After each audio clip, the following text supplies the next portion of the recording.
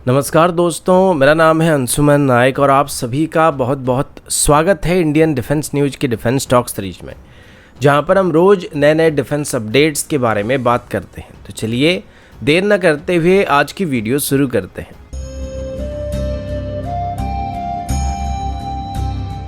आज की पहली अपडेट सबमरीन्स को लेके है और अभी हम प्रोजेक्ट 75I के बारे में बात करने वाले हैं। अब इस टेंडर में अभी सिंगल वेंडर सिचुएशन होने की वजह से इसमें नेवी की तरफ से अपनी कुछ रिक्वायरमेंट को रूल्स को डाइल्यूट करने की कोशिश किया गया ताकि ज़्यादा कंपनीज इस टेंडर में पार्टिसिपेट करने के लिए इंटरेस्ट दिखाए, जिससे हमारे पास एक ज़्यादा ऑप्शन मौजूद रहेगा, जिससे कंपटीशन होने की वजह से हमें बेहतर डील मिल सकता है। और इसी वजह से इस टेंडर को रिस्पॉन्ड करने की जो टाइम लाइन था उसको थोड़ा एक्सपेंड कर दिया गया। अब इस पूरे टेंडर में जितने भी सबमरीन पार्टिसिपेट कर रहे थे उन सभी में ओरिजिनली भारत की रिक्वायरमेंट को पूरा करने की कैपेबिलिटी सिर्फ जर्मनी की और साउथ कोरिया के सबमरीन के पास ही मौजूद था, लेकिन जर्मनी पहले से इंडियन टर्म्स एंड कंडीशन की वजह से पीछे हट गया था। लेकिन अभी रिसेंटली ये बात सुनने को मिला था कि जर्मनी की तरफ से भी भारत को सीधे तौर पर अपनी सबमरीन को ऑफर करने का प्लान किया जा रहा है और वो डायरेक्टली जो प्रोजेक्ट 75 टेंडर था उसमें पार्टिसिपेट करना नहीं चाहते, जिसमें वो एक गवर्नमेंट टू गवर्नमेंट डील के अंदर भारत को अपनी नेक्स्ट जनरेशन सबमरीन को ऑफर करना चाहते थे। इसी साल की फरवरी में जर्मनी की तरफ से यानी कि जर्मनी की TKMS की तरफ से इस ऑफर को करने की बात की गई थी, लेकिन ऑफिशियली तभी पॉसिबल हो पाएगा जब जर्मनी की गवर्नमेंट की तरफ से इसको अप्रूव किया जाएगा। और अभी बताया जा रहा है कि साथ जर्मनी की गवर्नमेंट की तरफ से भी इस प्रपोजल को भी अप्रूव किया जा सकता है। और अभी आने वाले कुछ दिनों में जब जर्मनी के डिफेंस मिनिस्टर भारत के गस्त पर आने वाले हैं, तभी उनकी तरफ से इस डील को लेकर एक फॉर्मल ऑफर को भारत को देने की उम्मीद किया जा रहा है। अगला अपडेट डिफेंस एक्सपोर्ट की तरफ से और अभी हम आर्टिलरी गन्स की एक्सपोर्ट के बारे में बात करने वाले हैं।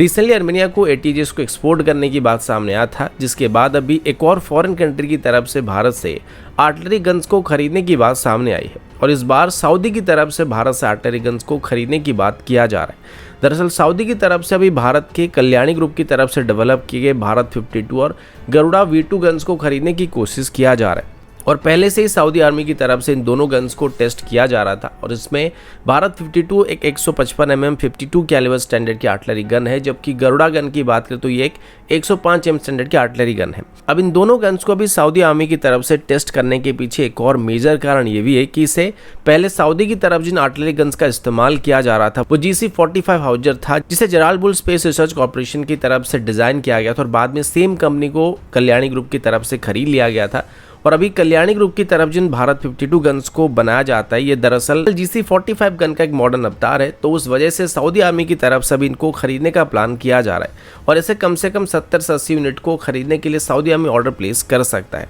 अब रिसेंटली जो अफ्रीकन कंट्रीज के साथ भारत की तरफ से कॉन्क्लेव को आयोजित किया गया था उसमें भी भारत की तरफ से अपनी भारत 52 गन्स को ऑफर किया गया था और इसमें इस बार 52 कैलिबर 45 कैलिबर स्टैंडर्ड के बैरल का ऑप्शन उनको दिया जा रहा है, जो कि अपनी रिक्वायरमेंट के हिसाब से वो चूज कर सकते हैं। अगला update long range antiship missile की तरफ से और अभी हम जिन लॉन्ग रेंज एंटीशिप मिसाइल के बारे में बात करने वाले हैं ये कोई आम लॉन्ग रेंज एंटीशिप मिसाइल नहीं होने वाले, बल्कि एक स्टेल्थ मिसाइल होने वाला है, जिनको फ्यूचर में भारत अपनी P-8I एयरक्राफ्ट में इस्तेमाल कर सकता है। इस मिसाइल का नाम AGM-158C LRASM है और इसे अभी लॉकहीड मार्टिन और बोइंग की तरफ से जॉइंटली टेस्ट करने की कोशिश किया जा रहा है। इस मिसाइल को भी P-8A पोसेडन एयरक्राफ्ट में इंटीग्रेट करके टेस्ट करने की कोशिश किया जा रहा है और इसको इंटीग्रेट करके इसकी पहली ट्रायल को 2025 तक करने का प्लान किया गया था। ये मिसाइल एक सबसोनिक एंटीशिप मिसाइल होने वाला है, जिसे हाई वैल्यू टारगेट के खिलाफ इस्तेमाल किया जा सकता है और स्टेल्थ होने की वजह से इनको दुश्मन की तरफ से डिटेक्ट करने की चांसेस काफी हद तक रिड्यूस हो जाता है। इनको अगर P-8I एयरक्राफ्ट में सफलता के साथ इंटीग्रेट करके टेस्ट किया जाता है तो आगे चल के भारत की तरफ से भी ऐसे ही मिसाइल को खरीदने की कोशिश किया जा सकता है, जो कि हमारी P-8I एयरक्राफ्ट की ऑफेंसिव कैपेबिलिटी को काफ़ी हद तक बेहतर कर सकता है, क्योंकि इनकी रेंज करीब 900 किलोमीटर के आसपास है, उससे ज़्यादा भी हो सकता है, जो कि एक बेहतरीन स्टैंड अप कैपेबिलिटी दे सकते हैं। अब इस कैटेगरी की वेपन को अभी तक बस एक ही फॉरेन कंट्री को एक्सपोर्ट किया गया था और वो ऑस्ट्रेलिया है और ऑस्ट्रेलिया की तरफ से अब इन मिसाइल को लॉन्च करने के लिए अपनी हॉर्नेट्स का इस्तेमाल किया जाता है। अभी पहली बार इसको P-8I एयरक्राफ्ट में इंटीग्रेट करने की कोशिश किया जा रहा है और इसमें अगर सफलता मिलता है तो हर एक P-8I एयरक्राफ्ट में हम एक ही बार में 4 मिसाइल को कैरी कर पाएंगे और ये हमारी एग्जिस्टिंग AGM-54L सीरीज की मिसाइल को सप्लीमेंट करने वाला है। इसके अलावा अभी भारत की तरफ से भी ऐसे ही कुछ मिसाइल को डेवलप करने की कोशिश किया जा रहा है। और अगर भारत की तरफ से इनको डेवलप कर लिया आता है, यानी कि इंडिजिनस तरीके से डेवलप किया आता है, तो हमें ऐसे मिसाइल को इंपोर्ट करने की जरूरत भी नहीं पड़ने वाली। लेकिन फिलहाल नेवी में ऐसे कम से कम 100 से ज़्यादा मिसाइल की जरूरत पड़ सकता है, जिनको या तो हम इंपोर्ट करके इस्तेमाल कर सकते हैं या फिर खुद इसको इंडिजिनस तरीके से डेवलप करके हमारी रिक्वायरमेंट को पूरा कर सकते हैं।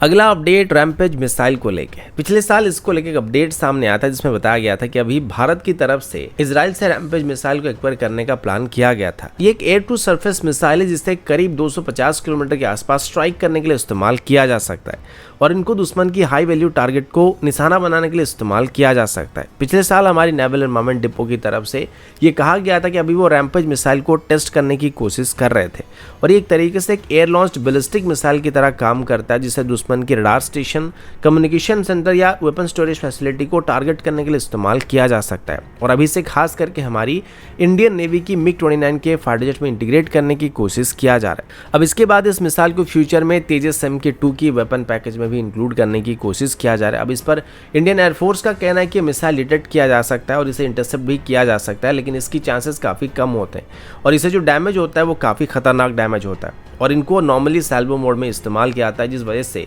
दुश्मन के ऊपर एक ही बार में मल्टीपल मिसाइल को लॉन्च किया जाएगा, जिस वजह से हर एक मिसाइल को इंटरसेप्ट करने में दुश्मन को जितना टाइम लगेगा उतने में इनमें से कुछ मिसाइल टारगेट को हिट कर जाएंगे। इसके अलावा अभी नेवी की तरफ से एक इंडिजिनस एंटी सबमरीन रॉकेट को भी टेस्ट किया जा रहा है। इस रॉकेट को हमारी high energy metal research lab की तरफ से डेवलप किया गया था, जो कि एक एक्सटेंडेड रेंज वाली anti submarine rocket launcher system था, जो कि करीब 8.5 किलोमीटर की दूरी तक स्ट्राइक कर सकता है और आज इसको INS चेन्नई से टेस्ट फायर किया गया था। इससे पहले हमारे वॉर्सेस में जो एंटी सबमरीन रॉकेट मौजूद थे, इनकी रेंज करीब 5 किलोमीटर के आसपास की थी, लेकिन अभी जो नए रॉकेट को डेवलप किया गया ये करीब 8.5 किलोमीटर के आसपास तक स्ट्राइक कर सकते हैं और आगे चल के इनको हमारे existing Russian origin RGB 60 series के रॉकेट को रिप्लेस करने के लिए इस्तेमाल किया जाएगा।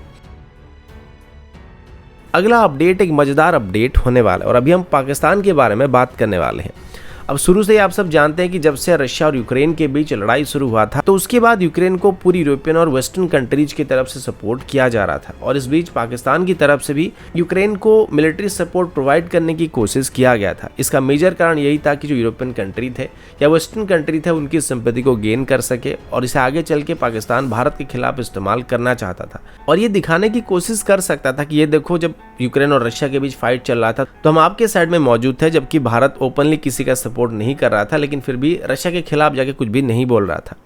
और इसके लिए पाकिस्तान की तरफ से यूक्रेन को वेपन्स को भी सप्लाई करना स्टार्ट कर दिया गया था। इसको लेके मल्टीपल मीडिया रिपोर्ट पहले से आ चुके थे कि पाकिस्तानी मेड वेपन्स अभी यूक्रेन की तरफ से इस्तेमाल किया जा रहा है। खास करके पाकिस्तान के ऑर्डिनेंस फैक्ट्री की तरफ से बनाए गए गोला बारूद यूक्रेन में पाए गए थे और आमतौर पर पाकिस्तान की तरफ से चीप चाइनीज मेड 122 mm के आर्टिलरी सेल को, मोटार सेल को यूक्रेन को सप्लाई किया जा रहा था, जिनको यूक्रेन की तरफ से उनकी 2S1 122 mm की हाउजर में इस्तेमाल किया जा रहा था। लेकिन अभी ऐसे कुछ रिपोर्ट सामने आ चुके हैं जिससे सुनने के बाद पाकिस्तान की नाक कट चुकी है, क्योंकि अभी ये बात देखा गया था कि जिन भी यूक्रेनियन ओरिजिन हाउजर में पाकिस्तान की तरफ से सप्लाई किए गए आर्टिलरी सेल का इस्तेमाल किया गया था, उसमें से मैक्सिमम हाउजर नाकाम हो रहे थे, जिसमें मल्टीपल फेलियर सामने आ रहे थे और ये एमुनिशन बैरल में ब्लास्ट कर रहे थे, जिस वजह से यूक्रेन को काफ़ी नुकसान भी हो रहा था। अब यहाँ पर सीधे तौर पर यूक्रेन कंप्लेन तो नहीं कर सकता है, क्योंकि ये सारे के सारे एमुनिशन उनको फ्री में दिए जा रहे थे और सिर्फ पाकिस्तान ही नहीं बल्कि कई और देश भी मौजूद हैं जो कि उनको एमुनिशन को अभी सप्लाई कर रहे हैं और उनके पास अभी इतना वक्त भी नहीं है कि वो सप्लाई की हर एक एमुनिशन को चेक करके फिर से फायर कर सके। लेकिन फिर भी ये बात बताया गया था कि ज़्यादातर जो इंसिडेंट का सामना करना पड़ रहा है वो पाकिस्तान की तरफ से सप्लाई किए गए